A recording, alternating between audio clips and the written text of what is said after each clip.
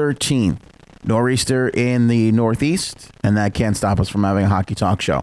Some technical difficulties the last couple of days, and we're rebounding, which is amazing. It's good to be here with you on the Hockey Talk Show live, where we are going to talk about Gretzky versus Ovi. That's right. Is Alexander Ovechkin the better hockey player? Is he a better goal scorer? Let's start there. We're going to pin the Great 8 against the Great 1 and see who's better. I think the answer may just surprise you. Henrik Lundqvist thinks he's going to be a Ranger next year. Nothing has changed there. Nothing has changed with the fact that I don't really believe him or think that that might actually happen. And the youngins come back from injury. All that and more on this episode of the Hockey Talk Show.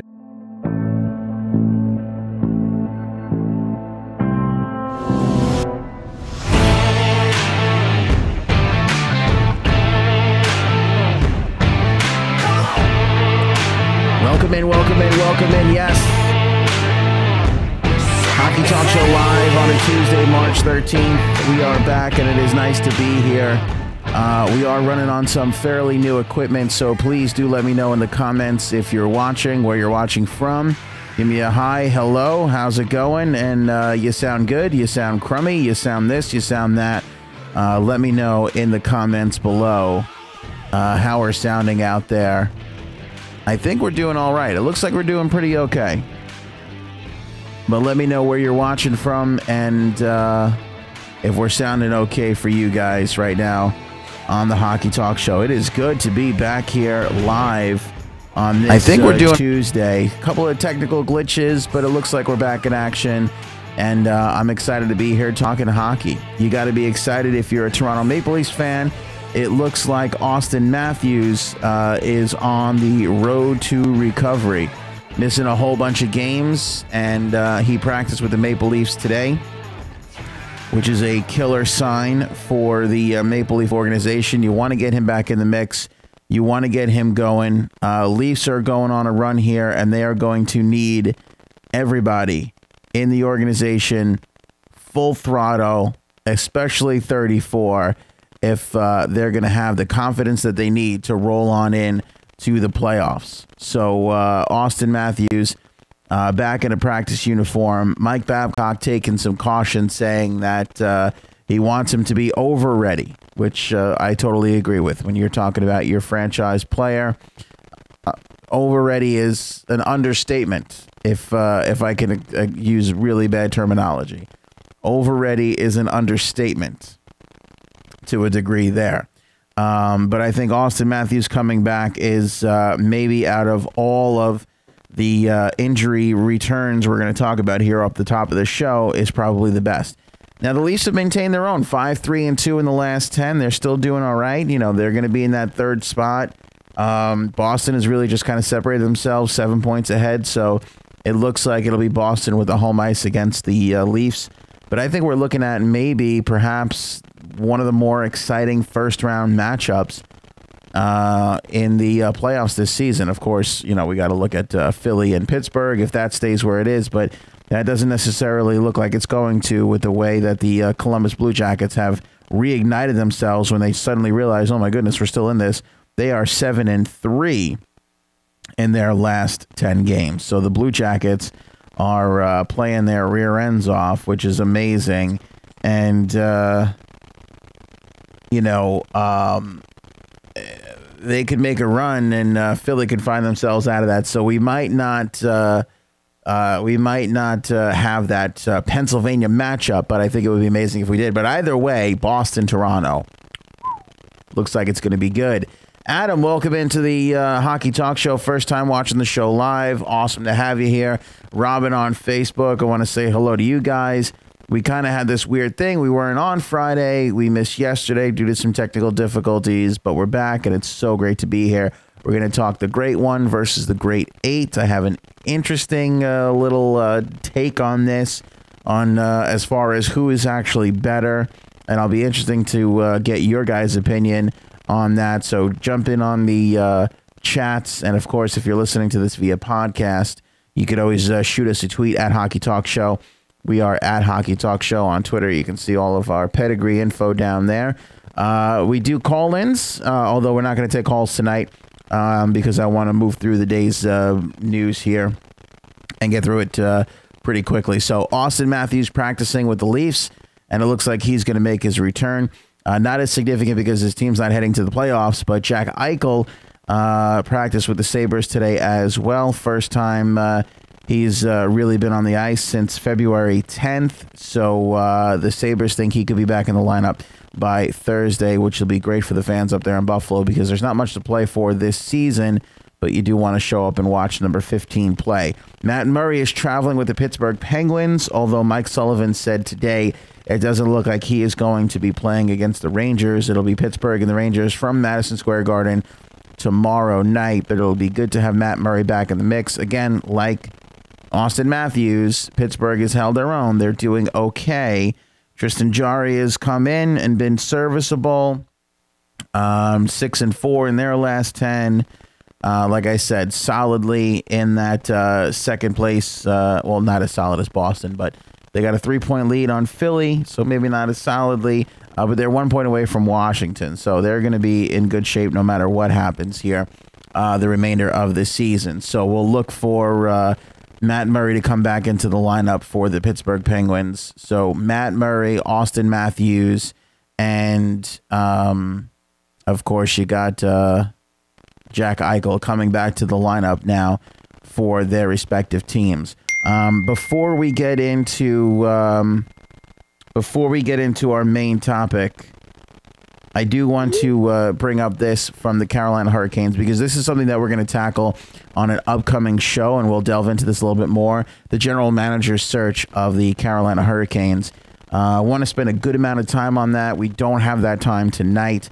This is a later show than we usually do, but we literally just solved our technical glitch.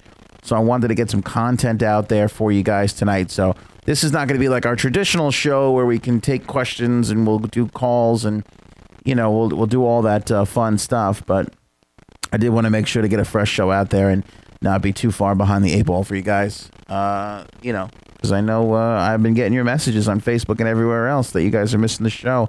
And I miss doing it. But let's talk about the Carolina Hurricanes for a couple of reasons. One, let's go from this angle right here. This was a tweet they sent out just a couple of days ago. If you're one of the many fans around the league who has inquired about applying to be our GM, you can submit your resume here. And then they have a link. And what's interesting about this is I first saw this story not directly from the Canes Twitter, but I saw somebody reporting on it. Typical awful media of the day today. They're like, are the Carolina Hurricanes using Twitter to find their next general manager? Meanwhile, you click on this link and you're going to get rickrolled. They got Rick Astley, never going to give you up on there when you click on that link right there on the screen. So, cheers to the Carolina Hurricanes for having a bit of a sense of humor. No doubt about it, best Twitter of the year is going to go to the Vegas Golden Knights. They have been masterful. The Vegas Golden Knights have reinvented NHL Twitter. They have reinvented NHL Twitter. There was always like every now and then you get a good tweet from a team or a funny tweet or one tweet team Twitter chirping another. But the Vegas Golden Knights Twitter has just reinvented the game for the National Hockey League as far as Twitter goes.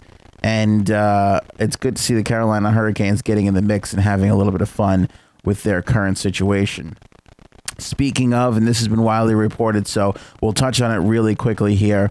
I think the hottest name in the general manager search right now, definitely by far the guy who is most likely to become a general manager within the next 5 years at least, unless things drastically change here, is Michael Fuda from the Los Angeles Kings. Now, he was hired under Dean Lombardi, which, by the way, and we'll delve into this. I know I'm delving, but we'll delve into it hardcore more on another show. Why aren't we hearing Dean Lombardi's name anywhere? The guy built the Stanley Cup championship team in Los Angeles.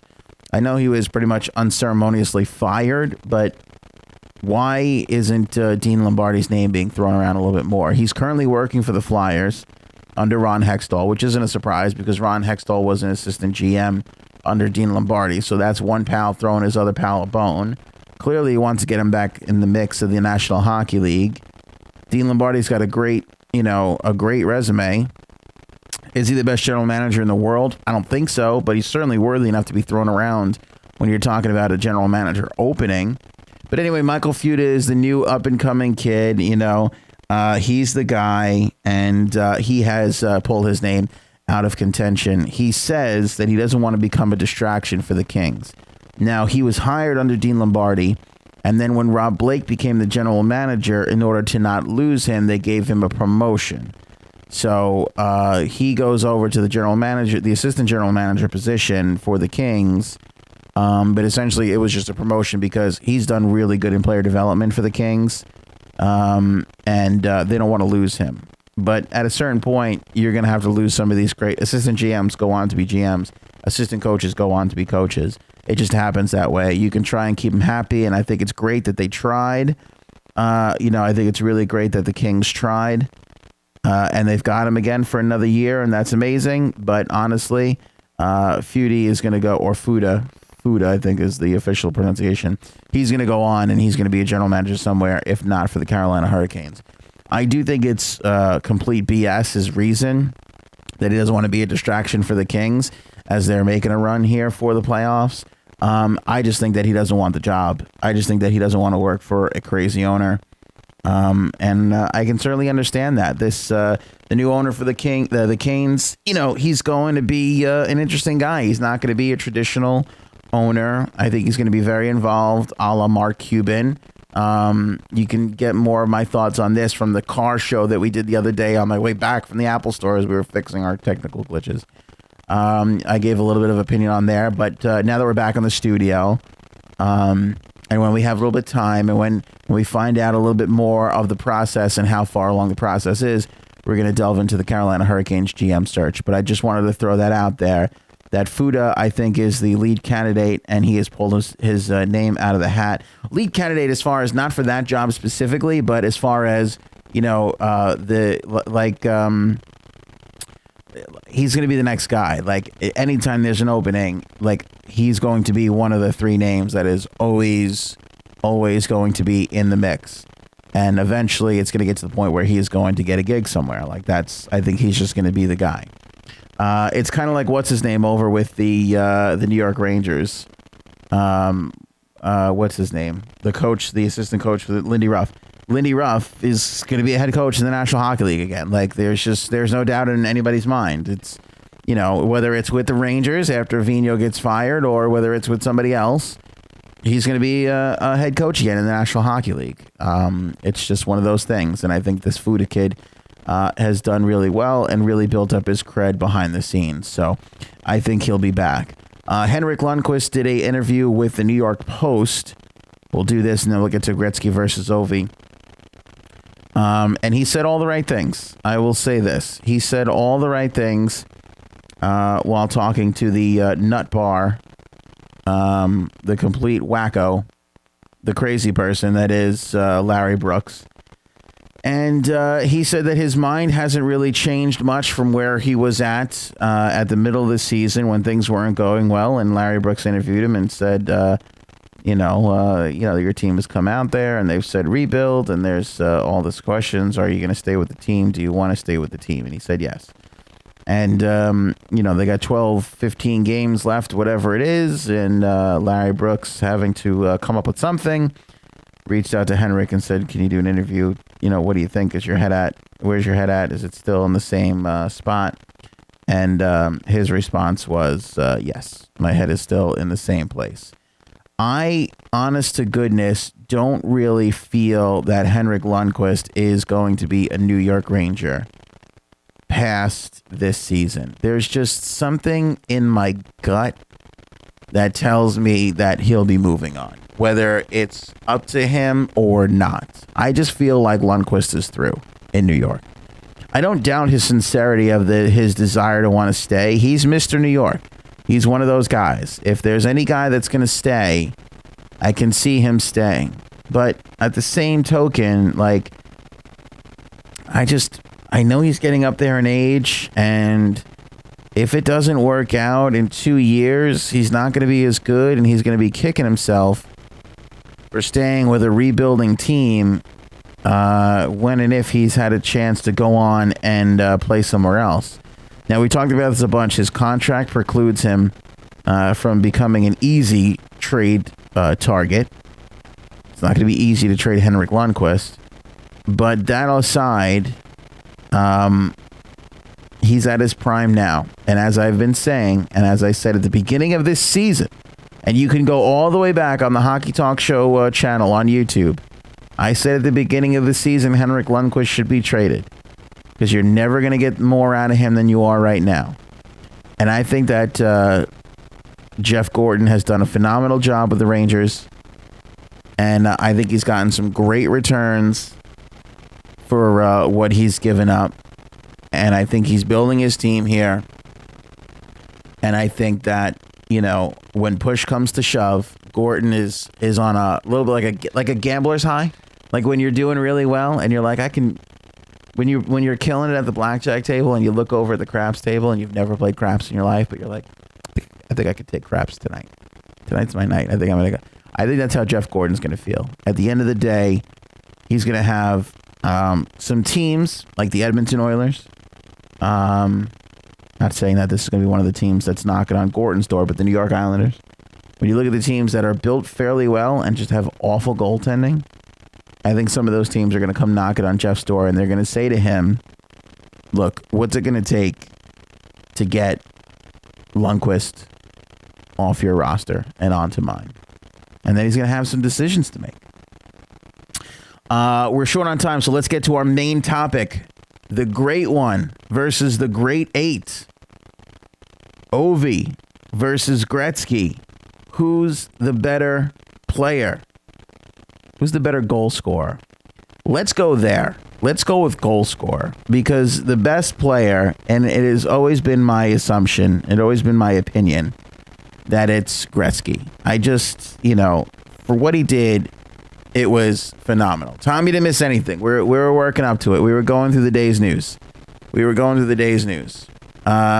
on Facebook, what's up? If Lundqvist wants a cup, he'll need to leave. And Rodney just wrote wrong. I don't know what I'm exactly wrong about, but I'm sure at the end of the day you could point to 2 or 3 things. Tom thinks Gretzky's the best player. Tom, I love your answer, because when I go into Ovi scoring 600 goals here, and I think to myself, boy, you know, Gretzky, the Cups, Edmonton, essentially giving. He's the Lewis and Clark of the National Hockey League. He gave the NHL the West, right, when he went to the Kings. Let's not forget his amazing time in St. Louis. And then with the New York Rangers, you know, he's the complete player. He's the Great One, and there'll never be another. But who's the better goal scorer? Maybe they get yourself easy. Gretzky got 200 more goals. Gretzky's the greatest of all time. Why wouldn't he be the greatest goal scorer? Gretzky, believe it or not the greatest goal scorer. Let's take a look at it. Let's analyze this. I know. Stay with me. I'm going to take you through this journey. I'm going to take you through. This is a Disney ride. We're on the beginning parts right now. And Tom's making some good points in the Facebook chat. Gretzky scores when it matters, or scored when it mattered. Ovechkin cannot score when it does count.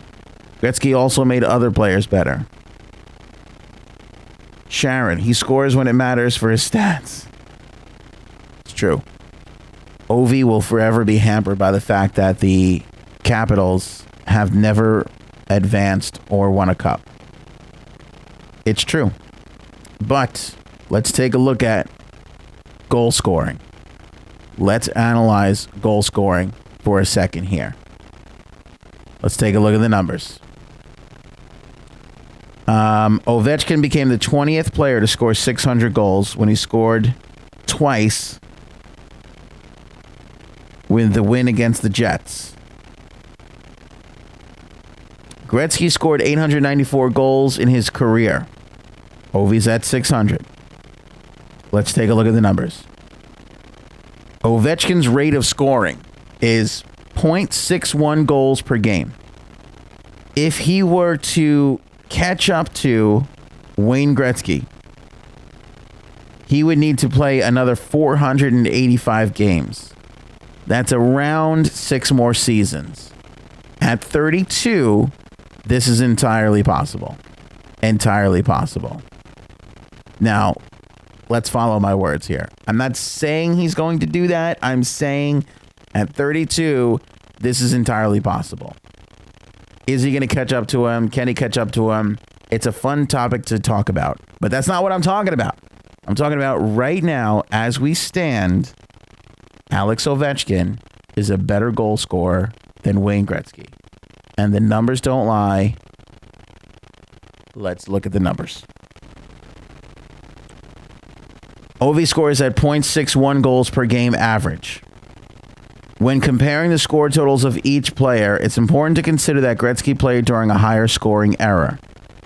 If you could transport Ovechkin back in time so that he can start his NHL career in 79-80 like Gretzky did, then Ovechkin's total goals would already be ahead of Gretzky's after his 13th NHL season, and not far behind his record. This is true. I know you may not want to hear this, but this is true. So here's how we arrived at this number. Let's take a look at it. If you divide Ovechkin's goal totals each season by the NHL average goal scoring rate and then multiply it by the league average in the corresponding season in Gretzky's career, we find out that Ovi is a better goal scorer. Keeping in mind, Gretzky played in an 80-game era and Ovechkin plays in an 82-game era. Putting all this together, it just works. All right, let's take a look at this. After each player's third season, Gretzky set the single-season NHL record with 92 goals in 80 games in 81-82. Ovechkin scored 65 in 82 games in 07-08. In 81-82, players combined for 6,741 goals in 28,467 games. That's taking the whole league into account. An average of .237 goals per game. In 07-08, roughly the same number of goals were scored, 6,691. But keep in mind, there were 30 teams instead of 21. Far greater games, 44,266 for an average of .151. So .151 versus .237 goals per game. Now, to determine how many goals Ovi would have scored if he had played in his third season against Gretzky in 81-82, you divide .237 by .151 and multiply that by the 65 goals he scored. After adjusting slightly for a shorter season, Ovechkin would have scored an estimated 99 goals in 80 games, 7 more than what Gretzky scored. 7 more. Isn't that crazy? If you go back to 67-68, repeat these calculations. The start of every player's career to 79-80, when Ovechkin's 99 goals are the most by any player. Second place goes to Brett Hull with 86 goals, so he would have had more than Gretzky as well. Steven Stamkos ranks second to Ovechkin among active NHL players. His 60 goals in 2011-2012 would have been 85 in the high-scoring 80s. Repeating this exercise for Ovechkin's NHL career, he would have scored 844 goals in 1,000 games if he made his debut in 79-80. That's 95 more goals than Gretzky after the 91-92 season, his 13th in the league. Ovi's been around for 13. Ovechkin would need 50 adjusted goals to catch Gretzky's record of 894, which is the equivalent of 39.8 goals in the modern day. How about that craziness? So when you look at their numbers, when you compare side by side, when you take the league average of who was scoring when and how many games, and you put all that together, Ovechkin would be having a better career 13 seasons in than Gretzky would be having, or than Gretzky had. What do you think about that? What do you think about that? Tom, how many cups does Ovechkin have? Excellent point, my friend. That's why we adjust, or not adjust, but that's why at the beginning of the show I said, not better all-around player, better goal scorer. Ovechkin will be gone playing in the KHL in 3 years. I'm going to vomit, Tom. I think you're an Ovi hater, Tom, which is okay with me. I welcome Ovi lovers and haters. Are you guys getting bad audio? You hearing bad audio over there? I've heard good things. I don't know. Everybody seems like they're doing okay with the audio. No, I think we're good. If you guys can hear me okay, give me the thumbs up. Thumbs up on the video if you can hear me okay. Josiah, this is a complete guess. Tom, I live in Washington too. Oh, you poor man. You poor man. Daniel, I hear a lawnmower. Check out inside your window. It's harder to score on the goalies with bigger equipment. Audio is good now. Okay, good. I don't, yeah, you know what? There's no doubt about that. And Ovi went through one of the lower goal scoring times in the history of the game. Keep that in mind. It is so much better, the goaltending today. The rules, you know, remember the red line and the trap and all that? Oh, those were the worst. Those were the worst.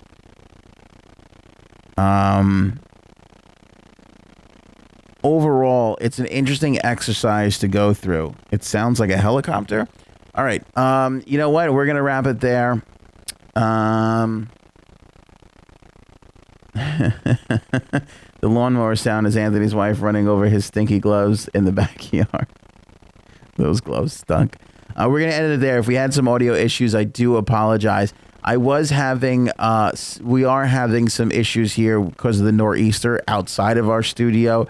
There's been just awful internet connections all throughout Long Island today. So we'll leave it there.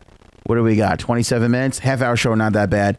It was great to just get back and get our footing going for the show here. And hopefully we'll be off and running for the rest of the week without any issues. If you guys noticed, this is a new Mac here. I actually had to buy this Mac while my Mac was being fixed, which I'm going to have to return this thing. And I had to get dongles because the new Macs don't have the old connections. And the whole thing was a nightmare. So I apologize for missing 2 shows. Hopefully we won't have to worry about that from here on out. Let everybody know. Twitter, Facebook, Instagram, Hockey Talk Show's back. Share this video, whether you're on YouTube or Facebook. Hit the thumbs up, whether you're on YouTube or Facebook. It's super important. Don't just watch the show without hitting thumbs up. That's stealing. Okay? That's stealing. If we were PBS, I'd ask you to send me money. I'm not going to do that. I'm just asking you to hit the thumbs up. Share it around to any of the hockey groups you may know of. We've been growing tremendously that way, and we're in the NHL Red Light group tonight, as we have been for the last couple of weeks, thanks to Dustin and the whole crew over there, who have done a phenomenal job at spreading the word and letting everybody know the Hockey Talk Show is a live place to do call-ins and chat and talk about the day's hockey events and the big news stories and even the silly little things like, is Ovechkin a better goal scorer than Gretzky? Evidence says yes. I know a lot of fan opinions still say no. I would like to see Ovechkin get that cup finally. Can he do it this year? Just don't know about that. I just don't know about that. As a parting little nugget for you guys to think about, I'm much more excited about the West than I am about the East as far as the playoffs go. Like, I'm excited about Boston, Toronto. I would love to see Philly and Pittsburgh. That's always been great in the playoffs. But Nashville, Winnipeg, Vegas. Like, I'm just so much more excited by the teams in the West. just so much more excited by the teams in the West this year. They're just better. Is there any doubt? If it wasn't for the Penguins, would there be any doubt that the West is going to win the Cup? Doesn't even matter who it is. It doesn't even matter. Take the Penguins out of the equation. Is there any doubt in your mind Nashville, Winnipeg, or Vegas could easily beat anybody else coming out of the East? Maybe Tampa would give them the hardest time. Maybe they would. I mean, outside of Tampa, Pittsburgh, are we excited about any other matchup in the East? And again, I love Toronto, Boston. I'd love to see Pittsburgh, Caps. You know, there are some combinations that are good, but let's be honest. Some of the Western teams are going to go home, and they could have won a cup if it wasn't for that other Western team. And when you look about the powerhouse that Winnipeg and Nashville and Vegas are, I mean, it's crazy. It's crazy to think about two of those teams are going to go home with nothing. It's crazy. Kudos to Minnesota, by the way. 7-3 in their last 10. They're playing lights out. They are playing lights out. And they're still a great race. And that's the other thing. The race in the West, in the wild card in the West, has been phenomenal. Dallas, Colorado, Anaheim, St. Louis is still only 1 point out of a spot. Calgary is 2 points out of a spot. Whereas on the East, you know, the Islanders have been disappointing. Carolina's been disappointing. And Florida has come up and been the surprise. So, you know, we'll see what happens. Daniel doesn't think Minnie's for real. We'll leave Daniel with the last comment of the evening. Take that, Minnesota fans. Daniel thinks you guys are awful, and he hates you. We could do predictions. I think Boston's going to beat Carolina, despite the fact that Carolina's up 2-1 at this point. Give me Dallas over Montreal. It's 1-1 in the second. Give me Ottawa. No. Ottawa's beating Tampa 3-2 right now in the second. Give me Tampa. Nashville and Winnipeg. How about this? Preds are up 3-0 with 4 minutes left in the first. Give me Minnie over Colorado. Give me Calgary over Edmonton. Give me the Kings on the road against Arizona. We will try and fix the issues. Has it been rough audio the whole show, or just on and off spotty? On and off. Was it the whole time? I mean, there was a lot of guys and gals watching, so I'd assume it couldn't have been that annoying. If it was bad the whole show. Yeah, it's been bad the whole show.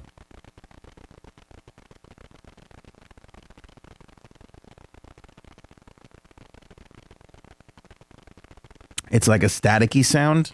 All right, we'll try and figure out what it is. Oh, you know what? I don't think...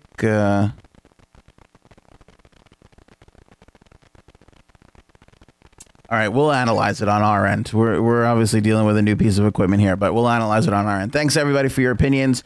Hopefully, we'll be back to normal tomorrow, audio and everything else. Minnesota sucks. Take that, Minnesota, from Daniel. And let's see here. Adam says Edmonton over Calgary. I do need more cowbell. All right, we'll leave it there. Have a great night, guys. Everybody, enjoy the